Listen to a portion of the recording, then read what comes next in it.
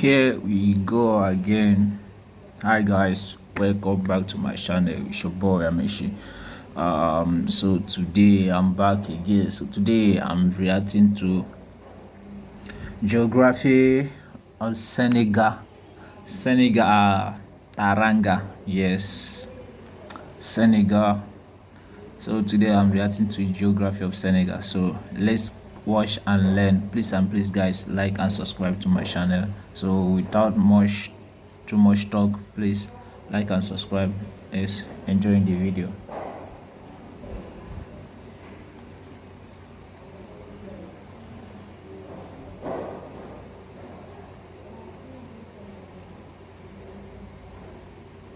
Oh, All right, back in Africa, this time Senegal. For those of you that don't know, during French colonial times in Africa, it was kind of like. Okay, so Ivory Coast, House of Cocoa production. Good. All right, Molly, I want to report on the Azawad region. Togo, you just do you. Oh, hey, Senegal. Hey. Okay, I'm not gonna pick favorites, but you know, you're the capital and you're in charge. Now here's a bunch of money. Oh. Oh, wait, come back. I need you to look good for me. Yeah, and then after independence, it was like, Africa will rise again! Senegal is free. Yeah, it's interesting because they kind of stayed close even after the.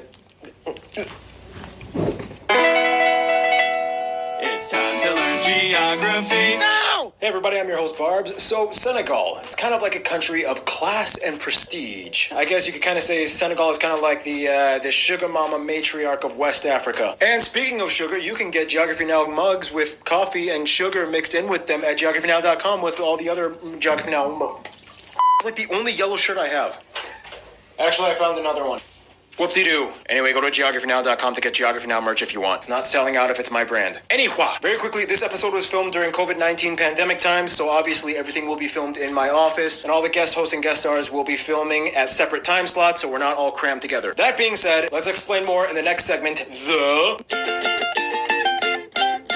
Alright, so if you look at Senegal on the map, you'll see that its location kind of played a huge role in what would become the crossroads of domestic African inland empires, followed by centuries of intercontinental interaction. All because Senegal is kind of like the door to Africa. First of all, the country lies in West Africa, and in fact, the westernmost point of continental Africa lies in Senegal too. The Pointe des Almides on the Cap Vert Peninsula, which juts into the Atlantic Ocean. This little extension gave Senegal a geographic advantage, as not only as a port for shipping, but as a final destination for various trans-Saharan trade routes that would end here in both ancient and modern times. The country is surrounded by 4 other countries: Mauritania, Mali, Guinea, and Guinea-Bissau. However, remember, the entire country also surrounds the small, narrow nation of the Gambia from the coast to about 2/3 inland, effectively making the country look like a giant.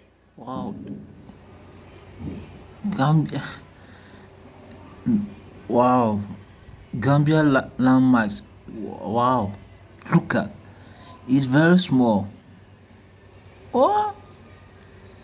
Huh. Senegal is very big. Giant Pac-Man. The northern boundary with Mauritania is bordered by the Senegal River, which cuts off at the town of Balou and follows the Falémé River branch for a while, and then from there a series of dry riverbeds and arbitrary drawn lines make up the remainder of the boundaries. The country is divided into 14 regions, with about 70% of the population living on the west side, especially along the coasts, with the capital and largest city, Dakar, located on the Cap Vert Peninsula. The largest and busiest airport is Blaise Diagne International, which was built because the former busiest airport, Leopold Sédar Senghor International, was too small. From there are about 20 other smaller regional airports and airstrips, but the only ones with regular scheduled service would be Cap Skirring and Ziguinchor in the south part of the country. The second largest city outside the Dakar metropolitan area would be Touba in the Diourbel region, just east of Dakar. Keep in mind, though, over half of the population are rural and live in small villages spread throughout the nation. The country has 8 main ports on their coasts, and the biggest and busiest one that contributes to about 90% of the entire country's trade being the port of Dakar. The country has 2 main rail lines operated by the national company Transrail, one that goes north from Dakar to St. Louis, and the other that goes west to east into Mali at the town of Kidira and extends further into the country of Niger. Finally, keep in mind, during French colonial times, St. Louis actually used to be not only the capital of Senegal for over 200 years, but also the capital of the entire French West African colony from 1895 to 1902. Later, Dakar was made the colony capital until independence in 1960. It's important to note that yes, Dakar was one of the main ports of transport for the Atlantic slave trade, and today many Africans in diaspora for a come to Gorée Island, which is where many of the enslaved people were sold and transferred. It's also important to note that right after independence, they also kind of had a few joint spin-offs with other nations. It was kind of like, Let's become one country called the Mali Federation. yeah! That was not a good idea. Bad idea. And then in the 80s, it was like, You know, Gambia, you and I are culturally very similar, and I've been surrounding you. Why don't we just give it a shot? Sure. All right. ugh. We are done. In the end, you can't really add anything to Senegal. It's just Senegal. Anyhow, if you decide to visit this country, some of the top notable sites you might want to check out include the Ifan African Arts Museum, the Gate of No Return on the Slave House of Gorée Island, the Women's Museum, Cap Manuel's Abandoned Bunker, the Museum of Black Civilizations, the Senegal Stone Circles, the Massalikul Jinan Mosque, the Grand Mosque of Touba, the Grand Mosque of Dakar, the Mosque of Divinity, and probably the most notable landmark, the African Renaissance Monument, the largest statue in Africa at 50. Yeah, I want to visit this statue one day I will visit this. So stay tuned on this channel. Very soon I will start blogging. So very soon I will go and visit the largest statue in Africa. At 52 meters tall, symbolizing defiance, tradition, and the future of the country with prosperity. Yeah, it was actually built by North Korea. Yeah, not a lot of people know. I've done this like 20 different times in 10 different African countries. You can't beat our prices. Didn't you once recycle Kim Jong-il's body by just putting the head of Kabila on it for the Democratic? You get what you pay for. Whoop whoop! Next segment, go! Now, Senegal gets its name from, no surprise, the Senegal River. Historically, the rivers of Senegal were kind of seen by outsiders as like the transition zone between the Sahara and the savannas. That's why this place was so important to numerous people groups. It meant water, and with water, you have life. Motion graphic time, go! First of all, Senegal lies within three main ecoclimatic zones. In the very north, you have the Sahel, which is the driest and hottest part of the country, characterized by its semi-arid landscape and climate. In the middle and largest part of the nation, you have the Sudanian savanna, which includes wide expanses of grasslands and trees. And finally, in the most southern part of the country, you have the Guinea lowlands, characterized by more lush tropical greenery, as well as flora and fauna diversity. The country is relatively flat all around. I mean, the highest point doesn't even have a name. It's just a random hill near Nependiaka at about 648 meters. The reason being because Senegal sits on the basins of four main rivers, the Casamance in the south, the Gambia River, which of course is cut off at the coast by the country of the Gambia, the Saloum River in the center, and of course the Senegal River, the largest and longest in the country. The funny thing is, the mighty river flows into the Atlantic, but does not break off into a fan tributary. It's actually blocked by the Barbary Split, a long sandbar beach extending to Mauritania that almost completely shields the river from exiting into the ocean and only opens up at one main breakaway near the town of Tassinere. From there, the country only has a few small natural lakes and ponds. They even have a cool pink lake called Lake Retba or Lake Rose. The largest lake, though, would be Lac Guiers. This is also the largest freshwater source of the country, and numerous pipes go from here to nourish the capital, Dakar. And finally, as the country is situated right at the confluence of the deserts and forests, the country has been dealing with desertification for decades. Many people have lost farmlands in the north due to less and less rainfall annually. Every year during the dry season, between December and April, a large hot, dry dust wind, known as the Harmattan, pummels the north side of the country with powerful dust storms, which are a factor in destroying the arable land. To combat this, Senegal has teamed up with 10 other African states to initiate the first phases of the Green Wall Project, a natural barrier of trees 9 miles wide, extending over 4,300 miles from coast to coast, starting in Senegal, ending in Djibouti, to combat the encroaching Saharan desert from spreading. Yeah, the Green Wall, that is the biggest project that the country plans to embark upon. Keith wanted more screen time, so here's a little skit he wrote to portray the situation. Ooh, I'm the desert sands. Ooh, I'm gonna deforest you. It's a plant. Looks like I better go home now. Stop deforestation. Woo! All right, and with that, it's time for my triple shot espresso break, which means Noah comes in for the next segment. Noah, take it away. All right, let's hold on a second. I think he pushed a button or something, Paul. Something doesn't seem quite right here. Don't worry, I can fix it. It's time to learn geography now. All right. Let's roll, shall we? So in Senegal, you have a place where dry meets wet. You have arid savannas with powerful rivers that cut through them. This means not only do they have a thriving fishing industry, but about 20% of their land is arable and about 3/4 of the population is involved in the agriculture industry. In a country with mostly semi-arid land, you would think, what would they grow? Well, in colonial times, it kind of went like this. All right, Senegal, we need a cash crop. Your land is pretty dry. What should I grow? Peanuts! Yeah, there's no punchline to this. That was the skit. That's it. At least Tarchin's in this skit, so. Yeah, anyway, that's how Senegal became the 10th largest producer of peanuts in the world. What's even more interesting, even with the desertification, they still managed to have an average 7% industrial production growth rate in the past few years. This is partially in thanks to the Emergency Senegal Plan, or ESP, announced in 2012, partially funded by the IMF. That kind of sounds like Impossible Mission Force or Mission Impossible. I think I watched many movies. Anyway. Otherwise, another stream of revenue comes from the booming tourism industry, especially amongst Francophone visitors from Europe or the Americas. What do they come to see? Well, the cities and beaches, of course, are top destinations, but also some come for the various nature reserves speckled throughout the interior. They have some really cool sights. I mean, look at this waterfall. Of course, within these preserves, you find animals. And with that, here's our animal correspondent, Gary Harlow. This is my mate Luna, found her in the trash. For Senegal, much of the natural wildlife has been pushed out of the western parts of the country due to human development. Nonetheless, the country still has almost 190 mammal species and over 670 bird species. The highest concentration of wildlife can be found in the Nicolo Cobalt National Park. Here, the land is much more lush with woodland savanna species like cheetahs, antelopes, elephants, and the national animal, the lion. Around riverbeds, crocodiles. Dials that are crocked down, and the swans. Dials that are cropped down? And hippos are quite common sights to see, as well as migratory birds like black-crowned cranes, Abyssinian hornbills, and martial eagles. Fun fact, because facts are fun, Senegal has the huge national bird sanctuary, a haven for even more exotic species like the African spoonbill, purple heron, white pelican, and cormorant. Right, that's all for me, Gary Harlow. Thanks, Gary, or should I say, Caleb. You guys look strikingly familiar. All right, and with that, it's time to end off this segment as we always do. Are you ready for it? Food! Fish is a huge part of their diet. In fact, they love seafood so much they made an entire island of seashells. Even the buildings have seashells in the bricks. Otherwise, some top dishes you guys, the Senegalese geography suggest should be mentioned include yassa, mafe, stuffed perch, sweet millet pudding, basi salté, supu kanja, nems spring rolls, national dish cheboujin or chebouya, otherwise known as jollof rice. The Senegalese usually eat theirs with fish, but other meats can be used. This dish is popular amongst pretty much all West African countries, and they all have their own version of it. It's kind of like, No, my jollof is better. Mine is so much better. Mine's better. No, mine's better.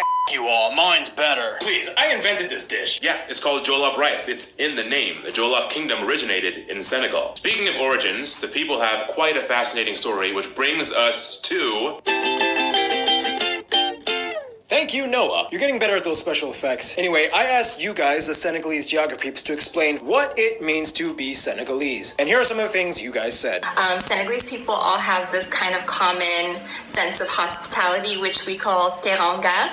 And I believe that what differentiates Senegalese people from other Africans is that sense of tolerance and discipline that we have. It's commonplace here for Muslims and Christians, although the country is majority Muslim, to show practices of good practice and tolerance and religious tolerance. Senegal is one of the few African countries which has never had a coup d'etat. We had the chance to actually be, when the French was around, be really educated. We speak a French that are really looking like the metropolitan French. It also means that we were the one witnessing a lot of the harsh past of Africa, because we have this island called Korea where most of the people that got deported departed from. It means that we are the last anchorage of those people to their roots. We created like a mosaic of our culture. Like people between each other learn each other's language, mix up together. We don't stay like in communities. We really like mix with each other. That's what makes us different than the other countries. We are a patchwork of different tribes and different cultures, which means different languages, different lifestyles. So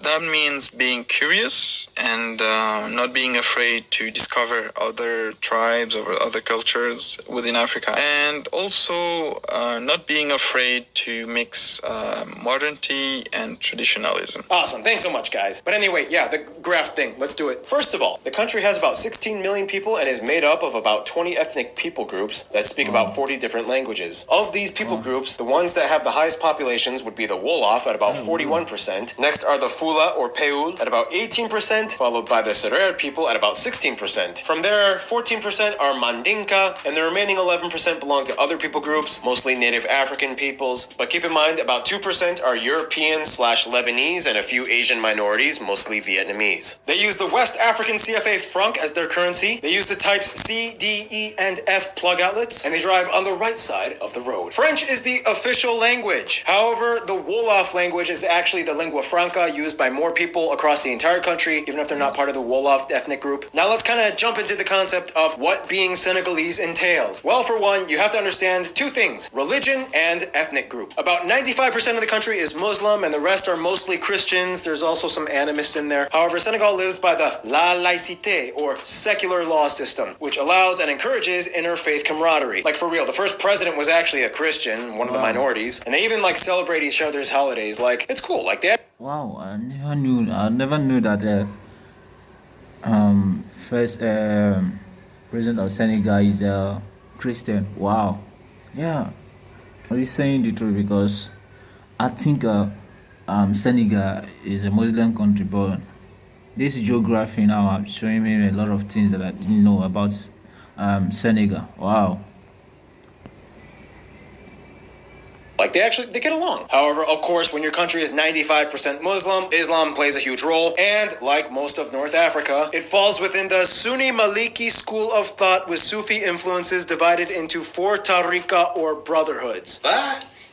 That's a whole other thing to explain. But basically, Senegal has one of the largest religious pilgrimages on earth, the Grand Magal. It takes place at the Mosque of Touba to celebrate the teachings of Sheikh Amadou Bamba. You'll see his picture everywhere. Moving on. Today, the Senegalese are all just Senegalese. However, many people still hold ties to their heretical social status, whether it was rooted in nobility to a former kingdom or servitude to said kingdom. Long story short, the Wolof and the Serer people had the most influential kingdoms, and today many communal chiefs in villages can trace their lineage back to one of these royal households. You had things like the Jollof kingdom that ended in 1890. It had like a spin-off called the Kayor kingdom. For the Serer people, you had like the Wallo kingdom, which had that badass queen. There was the Saloum dynasty, the Sine dynasty. We could go on and on. Explaining Senegalese royalty is like calculus on crack. In any case, today, everybody is a citizen in a republic. With that being said, though, each ethnic group has their own unique quality. I'm going to try to summarize it based off of what I've learned from you guys. Long story short, the Wolof, the largest group, they're kind of like the head honchos. They do the most business and industry. The Wolof are known for having some of the fastest drums and dancing in all of Africa. Really cool celebrations and art. The Serer and Fula people are basically cousins. The only difference is that the Serer kind of decided to move along the coasts, and they worked a little bit more with the Wolof people, whereas the Fula are kind of like semi-nomadic herdsmen in the interior of the country. I was told there's kind of like an inside joke when a Serer person meets a Fula. It kind of goes like this. Hey, what ethnic group are you from? I'm Fula. What are you? I'm Serer.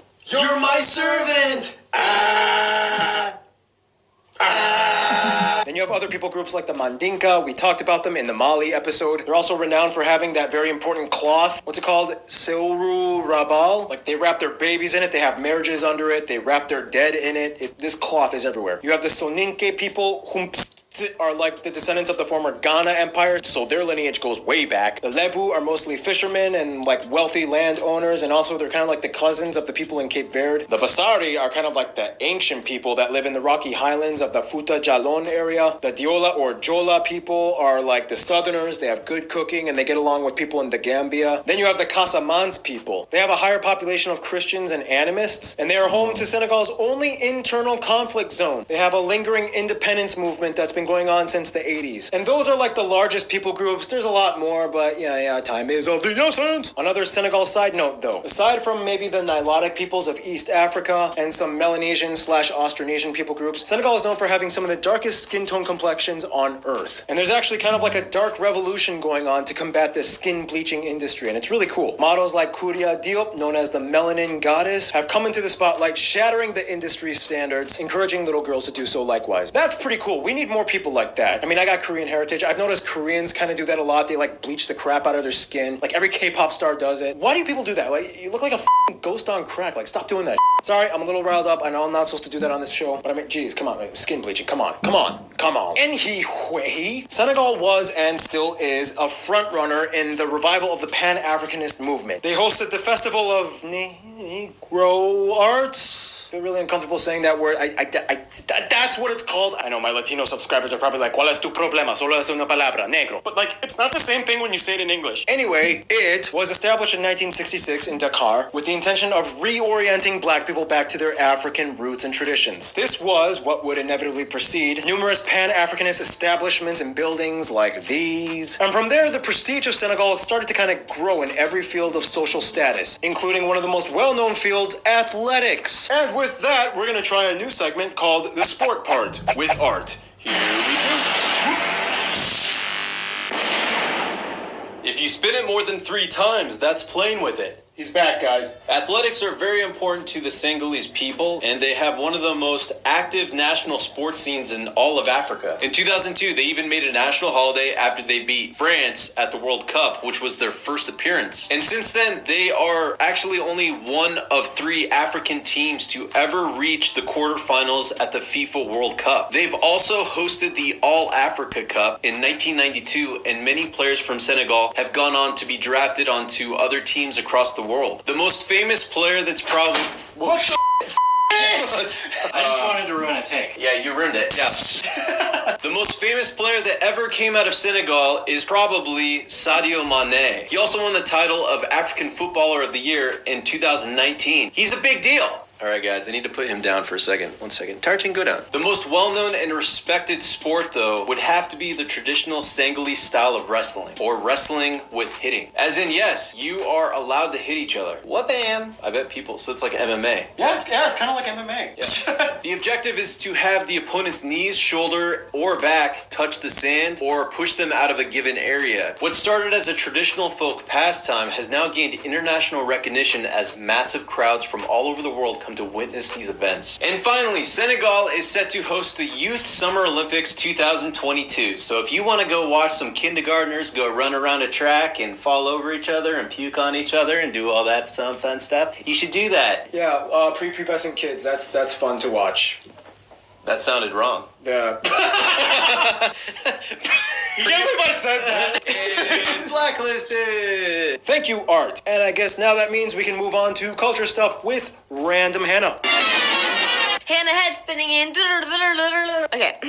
It is said that the Senegalese have a sense of Tiasan, like many other Saharan and Sahelian people groups. Much of the backstory is rooted in oral tradition and iconographic and often surreal imagery. Custom-wise, polygamy has been practiced for thousands of years. Today, most polygamous unions follow Islamic law, and about a quarter of the population are in polygamous relationships. It is not uncommon to see cola nuts used as a gift from the groom to the woman's family to assist marriage proposals. In rural, that's the worst word ever. We need a teleprompter, guys. Okay. You're doing good, Hannah. Thank you. In rural areas, it is common to see the traditional living compounds made of clustered huts, made of mud and thatched roofs. In more contemporary times, the country pioneered the world-renowned literary genre of the 30s and 40s. It was a literary theory and movement that sought to cultivate and raise Black consciousness across Africa and its diaspora. One of the founders of the movement was Senegal's first president. Senegal was also the choice of location for many French films during colonial times. It is often claimed that the film The Wagoner, made in 1963, is the first film ever made in Africa by a Black African, by writer Ousmane Sebene, who is often considered the greatest Senegalese director of all time. This boost in film prestige was also a factor that played in the well-known fashion industry of Senegal. It is often said that Dakar is like the Paris of Africa, taking many cues from the former colonials' culture of ostentation. Dakar Fashion Week is one of the most highly regarded fashion events, not only in Africa, but the world, where designers display some of the best attire that often blends traditional embroidery with Afrofuturism. Popular fabrics like bazine, waxcloth, tioop, and khartoum are used in traditional gowns like boubous for both men and women. Otherwise, Senegal has a bunch of celebrations. You have the Tajabon, which is celebrated on Ashura. You have the Sim Parade, where people people will dress up like lions. For the Christian community, Christmas and Good Friday are a big deal. And finally, National Independence Day is April 4th.